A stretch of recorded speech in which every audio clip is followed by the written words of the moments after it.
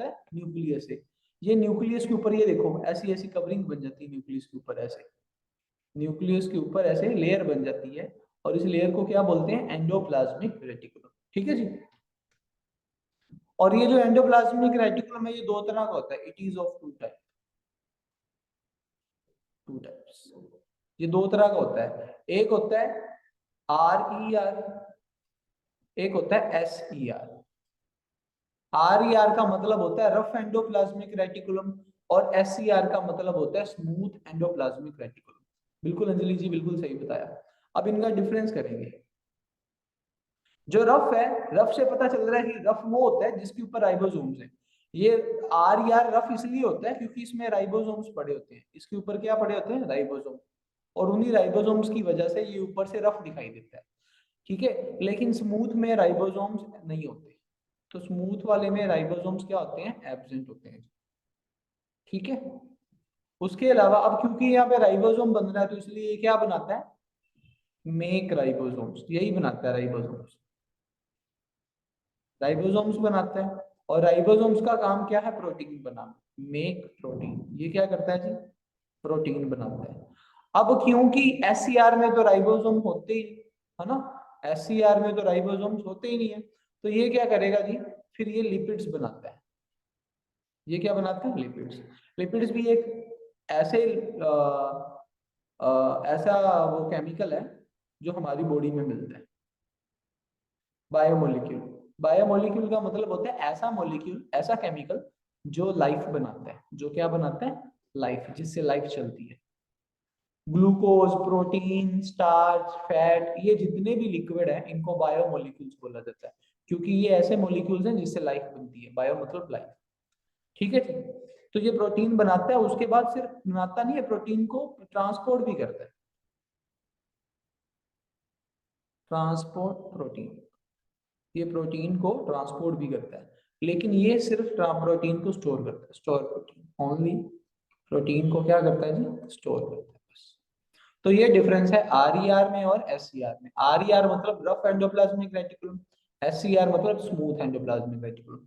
ये रफ क्यों होता है, क्योंकि इसके ऊपर ऐसे ये गोल गोल राइबोसोम्स पड़े होते हैं। क्या पड़े होते हैं जी, राइबोसोम्स, और ये राइबोसोम्स क्या करते हैं, प्रोटीन बनाते हैं। उसके अलावा आप इसकी करते हैं इसकी स्ट्रक्चर। सेकंड पॉइंट रिपीट कर दूं, सेकंड पॉइंट क्या है, मेक राइबोसोम्स। जो देखो, एंडोप्लाज्मिक रेटिकुलम कहां से बना था, न्यूक्लियस से। तो एंडोप्लाज्मिक रेटिकुलम कहां से बना है, न्यूक्लियस से। और फिर एंडोप्लाज्मिक रेटिकुलम खुद क्या बनाता है, एक तो गोल्जी अपर्टस बनाता है, अगला ऑर्गन है जो, और साथ में राइबोसोम्स बनाता है। ठीक है जी, यही इसका सेकंड पॉइंट है। ठीक है जी, इज दैट क्लियर, यही इसका फंक्शन है। लोकेशन भी बता दिया, ऑर्गन बता देता हूँ जी इसकी, ऑर्गन बता देता हूँ। ऑर्गन में क्या है जी, जो बीच वाली ये जो लेयर है ना, ये बीच वाली लेयर है ना, इसको बोलते हैं सिस्टर्ने, सिस्टर्ने। और जो साइड वाली, जो साइड वाले पार्ट है ये वाली, इनको बोला जाता है वेसिकल्स। इनको क्या बोला जाता है, वेसिकल्स। जो बीच वाली ट्यूब है इसको बोला जाता है सिस्टर्ने, और जो कॉर्नर पे है ये वाली, जो कॉर्नर वाले पार्ट है इसको क्या बोलते हैं, वेसिकल्स। बस दैट्स इट, इतना सा काम है इनका। ठीक है जी, is that clear, hopefully clear होगा ये सबको। ओके जी, नेक्स्ट चलिए, this is all about endoplasmic reticulum. चलिए जी, नेक्स्ट है गोल्जी अपर्टस। अब गोल्जी अपर्टस मैंने बताया था कि जो न्यूक्लियस है वो क्या बनाता है, एंडोप्लाज्मिक रेटिकुलम बनाता है, और फिर एंडोप्लाज्मिक रेटिकुलम क्या करता है, गोल्जी अपर्टस बनाता है। ठीक है जी, ऐसे चलता है। गोल्जी अपर्टस भी लगभग वैसा ही होता है जैसा एंडोप्लाज्मिक रेटिकुलम होता है, बस उससे निकलता है। तो इसके भी दो पार्ट्स हैं, जो बीच वाली ट्यूब है उस ट्यूब को क्या बोलते हैं, सिस्टर्ने। ठीक है, और जो कॉर्नर पे, जो कॉर्नर पे ग्लोब्यूल्स हैं, ग्लोब्यूल मतलब गोल गोल स्ट्रक्चर, स्फेरिकल सेल्स जो हैं, उनको क्या बोलते हैं जी, वेसिकल्स। उनको क्या बोलते हैं, वेसिकल्स। ये देखो, ये जो बीच वाली ट्यूब है इसको क्या बोला जाता है, सिस्टर्ने। और जो कॉर्नर्स हैं ये वाले, जो ये वाले जो गोल गोल सेल्स हैं, इनको क्या बोला जाता है, ये देखो, इनको बोला जाता है वेसिकल्स। क्या बोला जाता है इनको, ये जो गोल गोल पार्ट्स हैं इनको क्या बोला जाता है? वेसिकल्स। ठीक है जी। अब होता क्या है इसमें, जैसे मैंने आपको बताया कि न्यूक्लियस बनाएगा एंडोप्लाज्मिक रेटिकुलम, और एंडोप्लाज्मिक रेटिकुलम बनाएगा गोल्जी एपर्टस, और गोल्जी एपर्टस क्या बनाता है? सेल के अंदर जितना भी फ्लूइड होता है वो गोल्जी एपर्टस बनाता है। यानी कि गोल्जी एपर्टस का काम है सेल को सूखने नहीं देना, सेल को ड्राई नहीं होने देना। ठीक है, यहाँ पे इसकी लोकेशन लिख देता हूँ मैं आपको। लोकेशन कहाँ होती है इसकी जी? Cytoplasm. Cytoplasm outside endoplasmic reticulum. Endoplasmic reticulum के पास होते हैं, क्योंकि बनाया ही उन्होंने, एंडोप्लाज्मिक रेटिकुलम ने तो बनाया है। ठीक है, उसके बाद है इनके फंक्शंस। ये काम क्या करता है? इसके बहुत सारे काम हैं। पहला काम तो है सारा का सारा सेल फ्लूइड यही बनाता है। उसके अलावा लाइजोसोम्स भी यही बनाता है, लाइजोसोम्स भी यही बनाता है। उसके अलावा जितने भी फॉरेन मटेरियल्स हैं, फॉरेन मटेरियल मतलब कुछ ऐसा होता है ना कि सेल के ऊपर कुछ बाहर से कुछ लोग आ जाते हैं, उनको किल भी करता है ये। कैसे किल करता है? ये कुछ खास तरह का टॉक्सिक लिक्विड बनाता है, और वो टॉक्सिक लिक्विड क्या करता है? ये जो बाहर से आए लोग हैं इनको किल कर देता है। तो क्या क्या कर रहा है? सेल में जितना भी फ्लूइड है वो कौन बनाता है? Golgi apparatus. और क्या बनाता है? लाइजोसोम्स। और क्या करता है? फॉरेन मटेरियल जो बाहर से हमको अटैक करें उनको किल भी करता है। और साथ में सेल में बहुत सारे एंजाइम्स भी होते हैं, वो भी ये बनाते हैं। सेल के अंदर बहुत सारे एंजाइम्स होते हैं, लिक्विड केमिकल समझ लो। वो क्या बनाता है? यही बनाता है, गोल्जी एपर्टस ही बनाता है। ठीक है, तो न्यूक्लियस ने बनाया एंडोप्लाज्मिक रेटिकुलम, एंडोप्लाज्मिक रेटिकुलम ने बनाया गोल्जी एपर्टस, और गोल्जी एपर्टस क्या करता है? सेल फ्लूइड और लाइसोसोम बनाता है। क्या करता है? सेल फ्लूइड और लाइसोसोम्स बनाता है। ठीक है जी, is that clear? Jasvir Kaur ji, बड़े दिनों बाद क्लास लगाई है आपने, हैं भूल ही गए आप तो। मुझे लगा सारी साइंस आ गई जसवीर जी को। गुड इवनिंग जी, लेट देखा है। Okay okay, you was not well. Okay, अभी ठीक हो आप? टेक केयर, अपना ध्यान रखो भाई, आजकल ये थोड़ा मौसम ही ऐसा चल रहा है। मैं खुद बीमार होके वापस आया हूँ, आईज इन्फेक्शन। ओके, फिर तो बिल्कुल भी फोन नहीं चला सकते हैं। चलो जी, यहाँ तक क्लियर है जी? गोल्जी एपर्टस, जसवीर जी आप बाद में आए, आपको क्लियर है न्यूक्लियस क्या होता है, एंडोप्लाज्मिक रेटिकुलम क्या होता है, उसके बाद गोल्जी एपर्टस क्या होता है? ये तीन चीजें कर ली आज मैंने, है ना जी? ठीक है, चलें आगे, मेरे को सिग्नल दे दो, चलें। यस टाइप कर दो फटाफट। चलो जी, इसके बाद है राइबोसोम्स। अच्छा, एक बात बताना भूल गया, ये जो गोल्जी एपर्टस है ना, इसकी भी डबल लेयर होती है। मैंने कल आपको बताया था कि सेल में दो तरह के लोग होते हैं, तीन तरह के, एक डबल लेयर वाले, एक सिंगल लेयर वाले, और एक बिना लेयर वाले, जीरो लेयर वाले।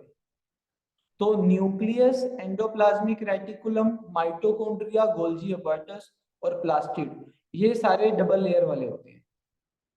न्यूक्लियस की भी डबल लेयर होती है, एंडोप्लाज्मिक रेटिकुलम की भी डबल लेयर होती है, गोल्जी एपर्टस की भी डबल लेयर होती है। उसके अलावा माइटोकॉन्ड्रिया और प्लास्टिड, इनकी भी डबल लेयर होती है। सिंगल लेयर वाला कौन होता है भाई? सिंगल लेयर वाले दो लोग हैं, एक तो लाइसोसोम है और एक है वैक्यूल। अभी करेंगे आगे, ये दोनों करने हैं, लाइपोसोम्स और वैक्यूल करेंगे आज। बिना लेयर वाला कौन है? अगला जो ऑर्गेनेली करना है वो बिना लेयर वाला ही है, उसका नाम है राइबोसोम्स। बिना लेयर वाला जो ऑर्गेनिज्म है उसका नाम क्या है? राइबोसोम्स। ठीक है जी, ये कल ही करवाया था मैंने। चलो जी, राइबोसोम्स। अब सबसे पहले ना इसकी सबसे जरूरी चीज क्या है? लोकेशन। राइबोसोम एक ऐसा ऑर्गेनेली है जो बहुत सारी जगह पे पाया जाता है। पहला, न्यूक्लियस, ये न्यूक्लियस में होता है। उसके अलावा आपने देखा एंडोप्लाज्मिक रेटिकुलम में होता है।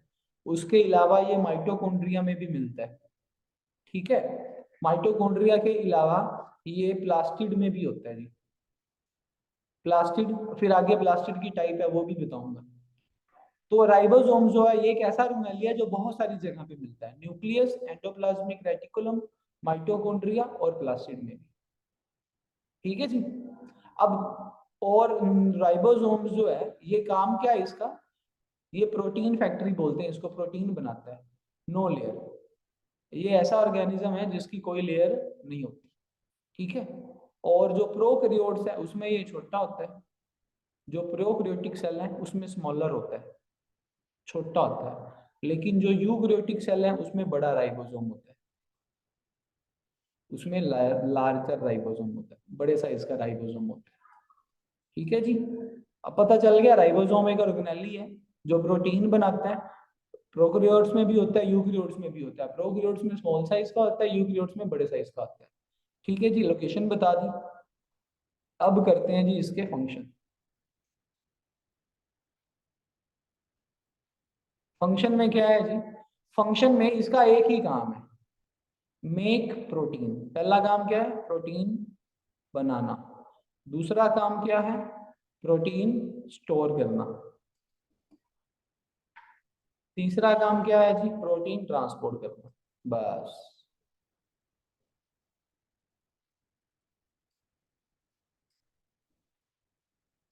ठीक है जी। बस यही काम है, यही मेन काम है इसका। क्योंकि ये है ही प्रोटीन फैक्ट्री, प्रोटीन ही बनाती है, पहले बनाती है फिर स्टोर करती है और जरूरत पड़ने पे अलग अलग जगह पे ट्रांसपोर्ट करती है। बस, क्लियर है जी। राइबोसोम एक ऐसा ऑर्गेनेल है जिसकी कोई लेयर नहीं होती, नो लेयर, इसकी कोई लेयर नहीं होती, ठीक है जी। बड़े ही सिंपल तरीके से आप कर रहे हैं। और ये इसकी लोकेशन कहाँ है, साइटोप्लाज्म में, न्यूक्लियस में होता है, एंडोप्लाज्म में, रेटिकुलम में, माइटोकॉन्ड्रिया में, प्लास्टिड में। बस, ठीक है जी, बहुत इजी है जी। उसके बाद है लाइजोसोम्स। ये लाइजोसोम्स बड़े इंपॉर्टेंट है, इनको सुसाइडल बैग भी बोला जाता है। वो क्यों बोला जाता है बाद में बताऊंगा मैं, पहले आप कर लिया ना, माइटोकॉन्ड्रिया इसके बाद है, ठीक है। लाइजोसोम्स, अब जो लाइजोसोम है इसकी सिंगल लेयर होती है, याद रखना। ये ऐसा ऑर्गेनेल है जिसकी सिंगल लेयर होती है, ठीक है जी। लोकेशन कर ले अपन, लोकेशन कहाँ होती है जी इसकी, साइटोप्लाज्म लिखेंगे। लोकेशन में क्या लिखेंगे, साइटोप्लाज्म, साइटोप्लाज्म में होता है जी, ठीक है जी। फंक्शन पे आ जाए, फंक्शन क्या क्या है इसके। इसके फंक्शन में कुछ खास नहीं है। पहला फंक्शन तो है डाइजेशन, सेल जितना भी खाना खाता है उसको डाइजेस्ट करवाने का काम इसका है। दूसरा है किल फॉरेन बैक्टीरिया, जो बहुत सारे बैक्टीरिया या वायरस सेल पे अटैक करते हैं उनको ये किल कर देते हैं। तीसरा, लाइसोसोम एक खास तरह का एंजाइम बनाता है जो सेल को सूखने नहीं देता। और चौथा मेन काम इसका आता है स्टारवेशन में। स्टारवेशन क्या चीज है, स्टारवेशन का मतलब है जब फूड नहीं मिलता। स्टारवेशन एक ऐसी कंडीशन है जब सेल को फूड नहीं मिलता। और जब सेल को फूड नहीं मिलता तो बड़े कमाल की बात है, ये लाइसोसोम पता क्या करता है, खुद को ही खाना शुरू कर देता है, सेल्फ ईटिंग स्टार्ट कर देता है, सेल्फ ईटिंग।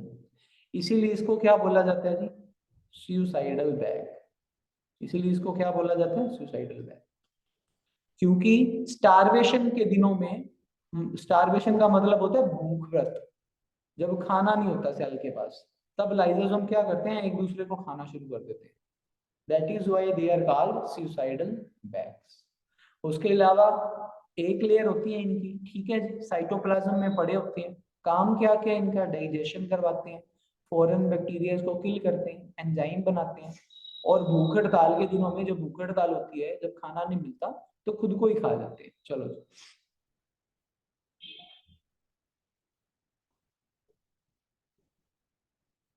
प्रीवियस वीडियो कौन सी जसवीर जी, बताओ कौन सी वीडियो चाहिए। वैसे तो जितनी भी वीडियोस दी हैं सारी ग्रुप और यूट्यूब पे अपलोड करी है, चिंता मत करो। आप मेरे यूट्यूब चैनल पे जाओ, जितना भी मैंने काम कराया है वो सारा ही अपलोडेड है, डोंट वरी। क्योंकि अभी तक डेमो क्लासेस चल रहे हैं, 3-4 दिन पहले की, हाँ जी सभी है। ऐसा है जसवीर जी कि 2-3 दिन तो क्लास लगी नहीं, ना संडे को लगी क्लास, ना सैटरडे को लगी। मंडे को भी क्लास नहीं लग पाई थी, कोई टेक्निकल इशू आ गया था। क्लासेस ट्यूसडे को लगनी स्टार्ट हुई है। तो ट्यूसडे और वेडनेसडे की क्लास जो है वो यूट्यूब पे अपलोडेड है, वो आप देख लेंगे।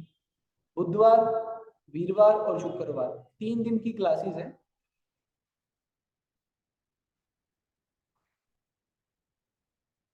ये बहुत सारा कुछ टाइप कर दिया किसी ने, क्या है ये, राइबोसोम्स, प्रोटीन सिंथेसिस, माइटोकॉन्ड्रिया, ठीक है। चलो अंजलि जी, आपने तो सारा लेक्चर ही खत्म कर दिया है मुझे पढ़ाने की जरूरत ही नहीं। चलिए नेक्स्ट, ये सबसे इंपॉर्टेंट ऑर्गेनेली है सेल का, इसको power house of the cell बोलते हैं, जैसे कि अंजलि जी ने भी बता दिया, पावर हाउस ऑफ सेल। ऐसा क्यों बोलते हैं वो बाद में बताऊंगा। चलो, तो माइटोकॉन्ड्रिया एक ऐसा ऑर्गेनेली है जिसकी डबल लेयर होती है, पहले तो यही बात याद रख लो, इसकी डबल लेयर होती है, ठीक है जी। उसके बाद इस डबल लेयर के अंदर एक लिक्विड प्रेजेंट होता है, इसके अंदर एक लिक्विड प्रेजेंट होता है जिसको अपन मैट्रिक्स बोलते हैं। माइटोकॉन्ड्रिया के अंदर एक लिक्विड प्रेजेंट होता है जिसको क्या बोलते हैं, मैट्रिक्स। और उस मैट्रिक्स में बहुत सारा सामान होता है, जैसे कि बताता हूँ अभी, उसमें डीएनए होता है, उसमें राइबोसोम होता है, ठीक है, उसमें फैट्स होते हैं, ठीक है, और उसमें आरएनए भी होते हैं, ठीक है। तो ये एक हॉट डॉग जैसी, ये हॉट डॉग खाते हैं ना अपन, वैसी शक्ल होती है इसकी, ठीक है।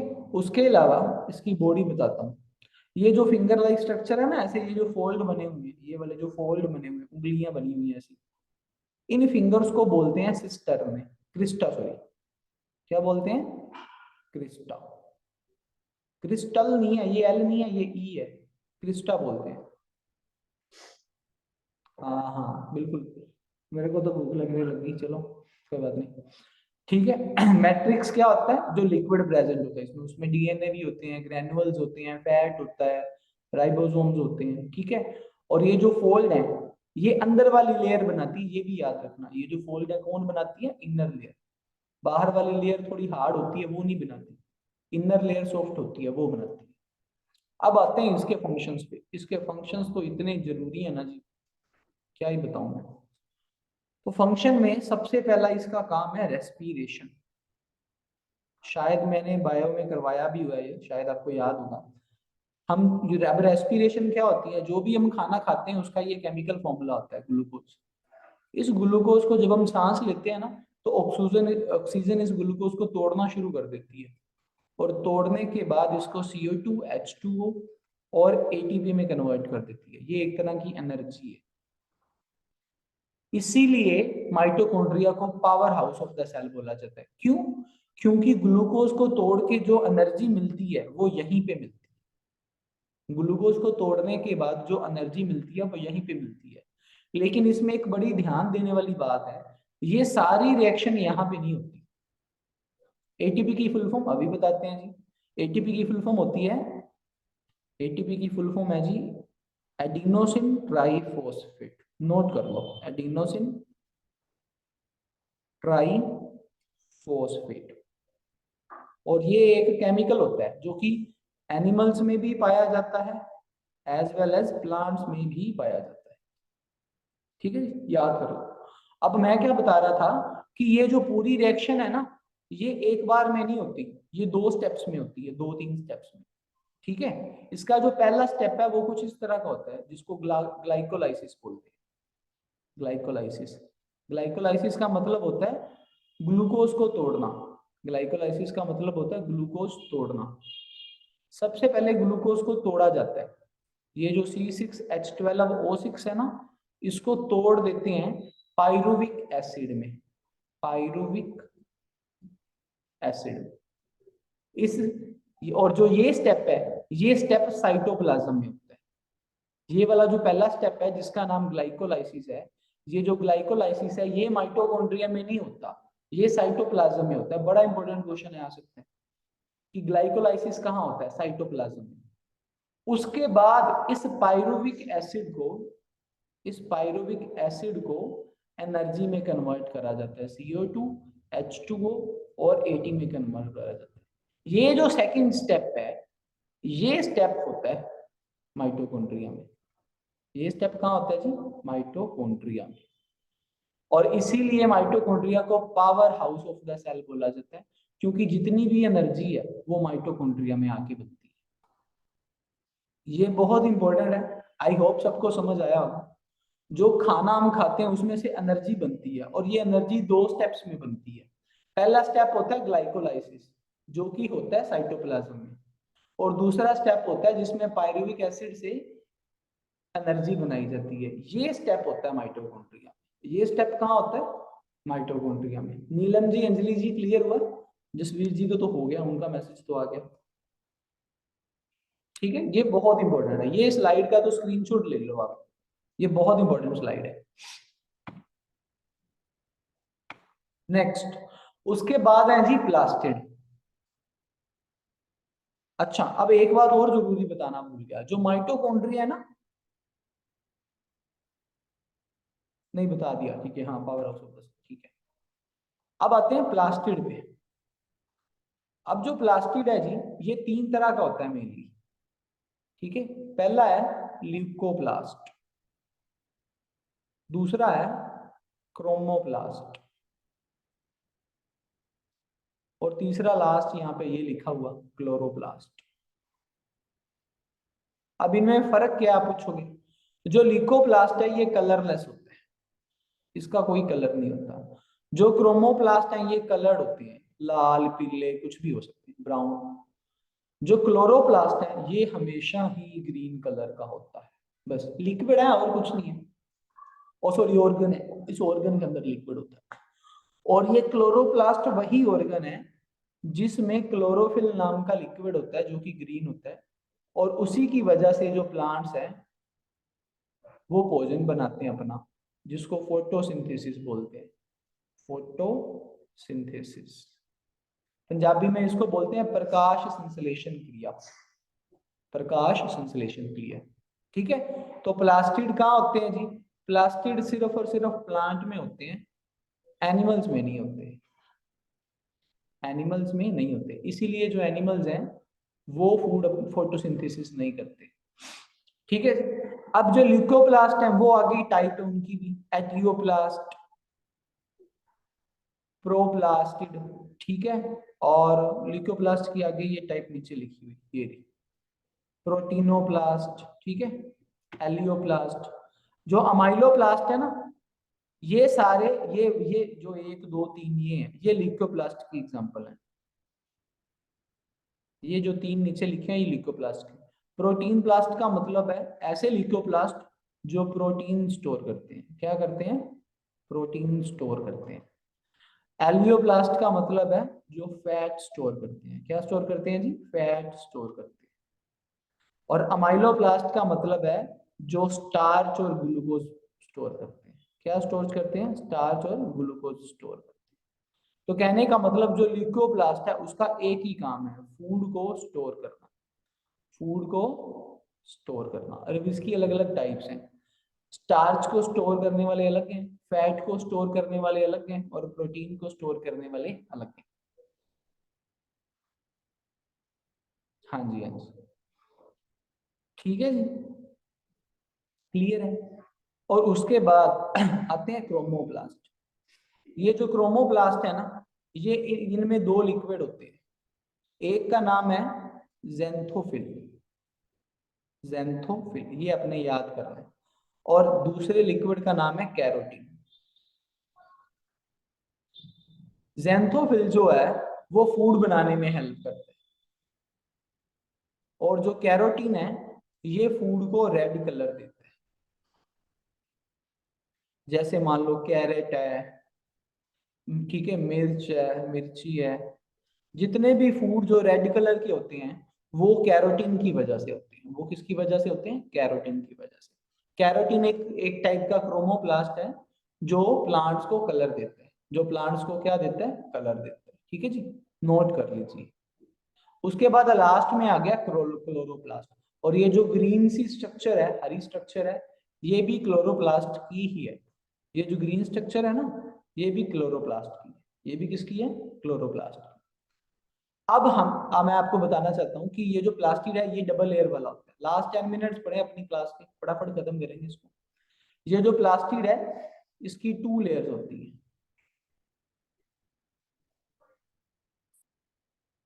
2 लेयर्स होती हैं भाई इसकी। ठीक है, और उसके अंदर आपको ये सिक्के जैसे शक्लें दिख ली होंगी, ये कॉइन्स है ना, ये कॉइन्स जैसी जो शक्लें हैं इनको ग्रेना बोला जाता है। क्या बोला जाता है जी इनको? ग्रेना। और जो बाकी जगह बचती है इन सिक्कों के अलावा, जो बाकी जगह बचती है, जो खाली जगह बचती है, ये वाली जो खाली जगह है, इसको स्ट्रोमा बोलते हैं। इसको क्या बोलते हैं जी? स्ट्रोमा। अब ये जो ग्रेना और स्ट्रोमा है ना, ये बहुत इंपॉर्टेंट है। क्यों?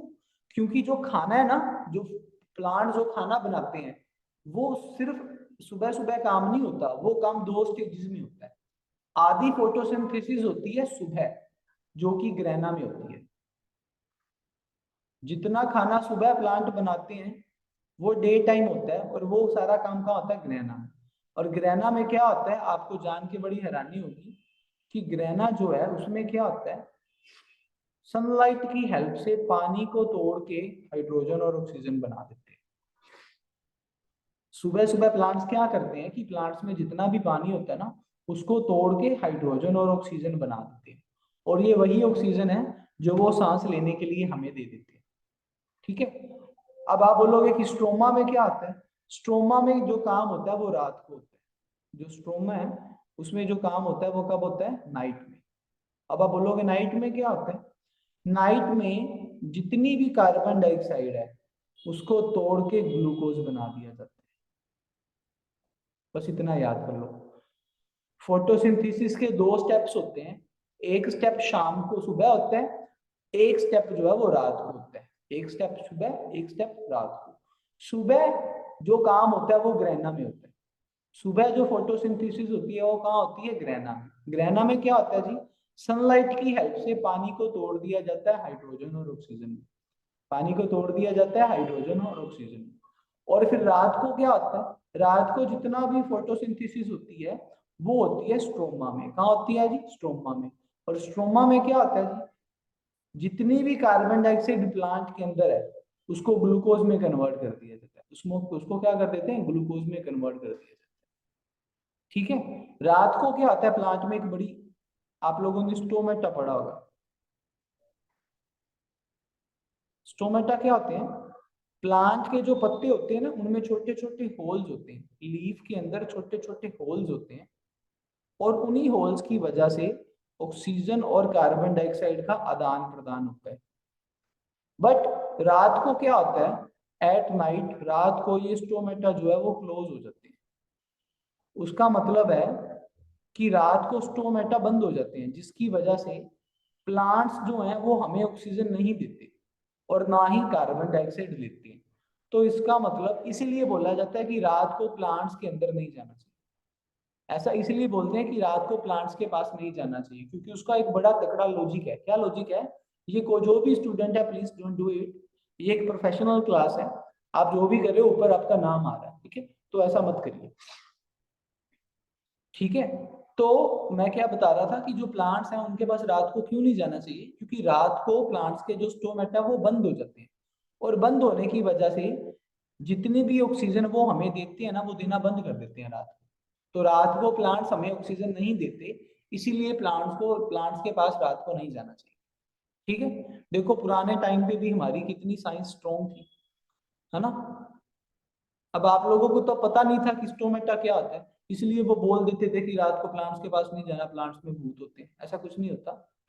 प्लांट्स के पास रात को इसलिए नहीं जाते क्योंकि रात को स्टोमेटा क्लोज हो जाता है, और स्टोमेटा क्लोज होने की वजह से हमें ऑक्सीजन नहीं मिलती प्लांट से। देखो जी, हेलो जी, आप जो भी हैं प्लीज आप डिस्टर्ब मत करिए, ठीक है। ये आपने मार्कर सा लगा दिया, अगर आपने पढ़ना है तो प्लीज पढ़िए, लेकिन ये क्लास के ऊपर ना लाइनिंग मत लगाइए, ठीक है। क्योंकि जब भी आप लाइनिंग लगाते हो ना, ऊपर स्क्रीन के ऊपर आपका बड़ा बड़ा नाम शो हो जाता है।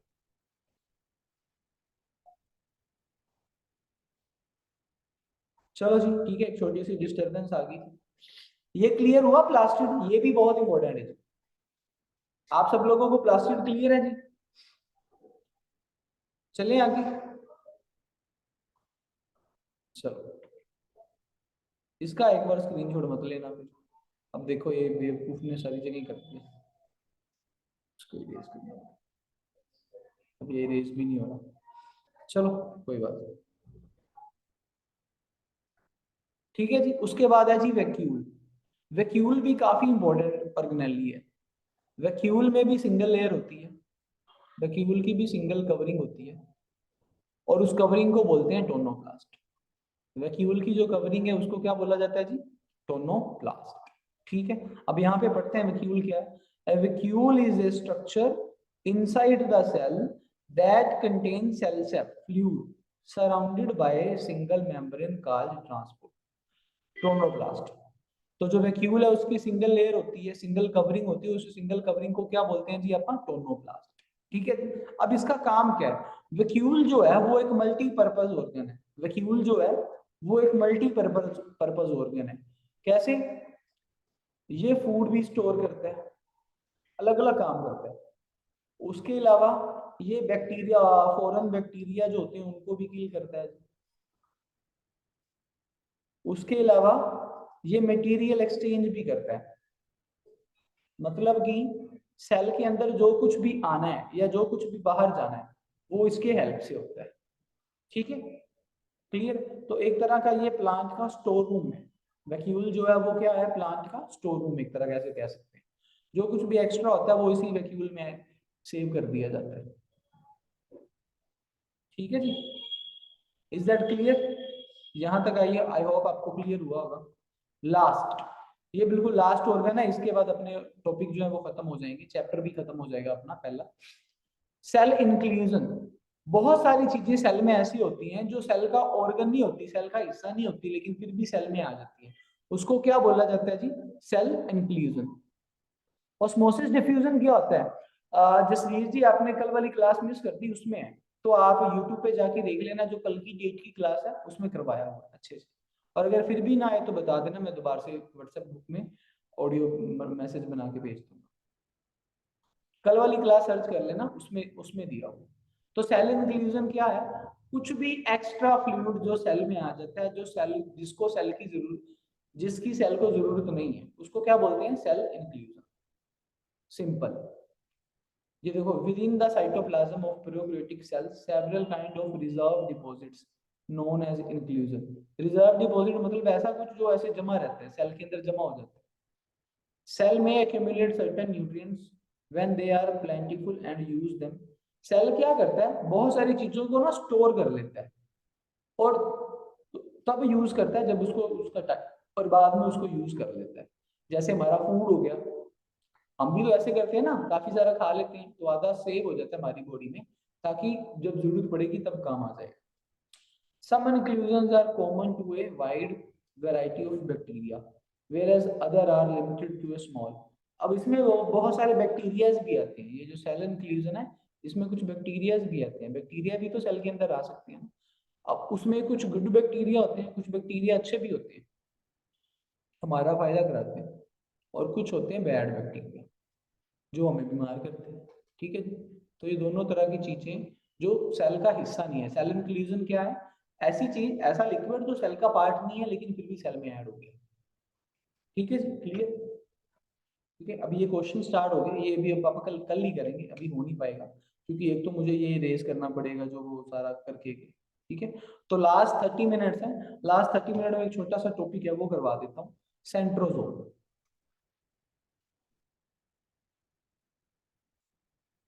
ये ऐसा एक ऑर्गन है जो सिर्फ और सिर्फ एनिमल सेल में होता है, प्लांट सेल में नहीं होता। प्लांट सेल में नहीं होता, एनिमल सेल में होता है।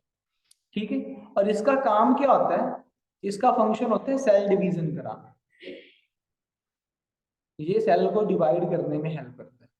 कैसे, वो मैं आपको बताऊंगा।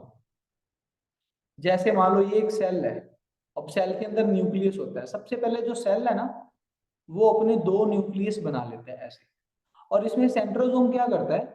सेंट्रोजोम अपने दो सेल भेजता है ऐसे, ऐसे दो सेल भेजता है जो अलग अलग कॉर्नर पे खड़े हो जाते हैं ऐसे, और ये दोनों अलग अलग कॉर्नर पे खड़े होके ना न्यूक्लियस के ऊपर एक जाल फेंकते हैं, न्यूक्लियस के ऊपर एक जाल फेंकते हैं। और क्या होता है उससे? जो न्यूक्लियस है, दो न्यूक्लियस